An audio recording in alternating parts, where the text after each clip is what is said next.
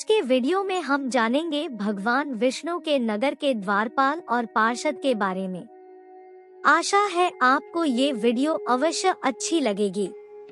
भगवान विष्णु जी के नगर के 4 द्वार हैं, जिसे द्वारपाल पहरा देते हैं। पूर्व के द्वार पर चंड प्रचंड पहरा देते हैं। पश्चिम के द्वार पर जय विजय, उत्तर के द्वार पर धाता विधाता और दक्षिण के द्वार पर भद्र सुभद्र का पहरा रहता है। वैकुंठ में भगवान विष्णु जी के अनगिनत पार्षद भगवान के सहायक निवास करते हैं। इनमें 16 पार्षद प्रमुख हैं। ये पार्षद अपने गले में वनमालाएं धारण करते हैं। भगवान विष्णु अपने इन पार्षदों को समय समय पर अनेक प्रकार के संदेश देने के लिए पृथ्वी पर भेजते रहते हैं। जब किसी भी युग के अंत में श्रीहरि पृथ्वीलोक पर अवतार लेते हैं, तब ये पार्षद भगवान की लीलाओं में उनका सहयोग करते हैं।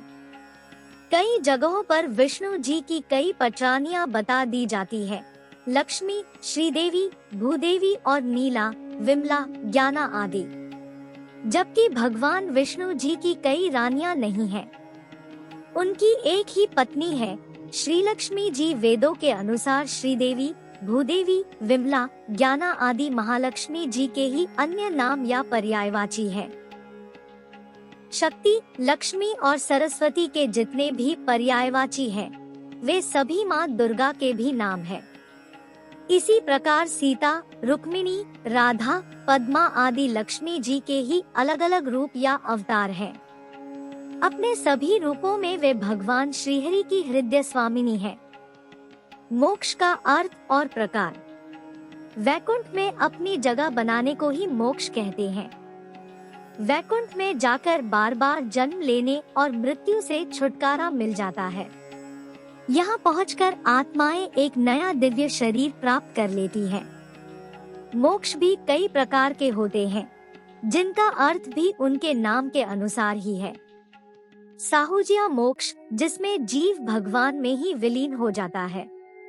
सालोक्य मोक्ष, जिसमें जीव को वैकुंठ में ही स्थायी निवास मिल जाता है।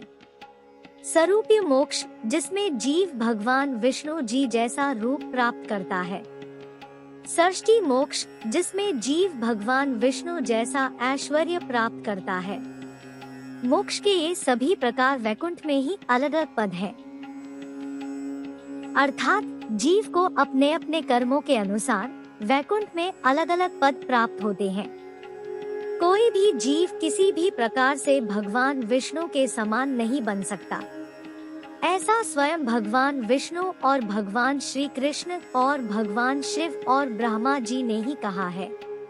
केवल भगवान में ही विलीन हो जाना जीव को भगवान के समान बना सकता है।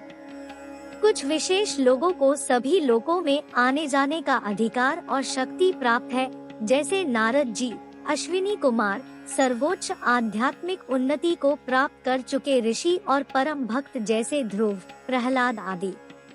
वैकुंठ तक पहुँचने के लिए देवताओं को भी पुण्य कर्म और तप करने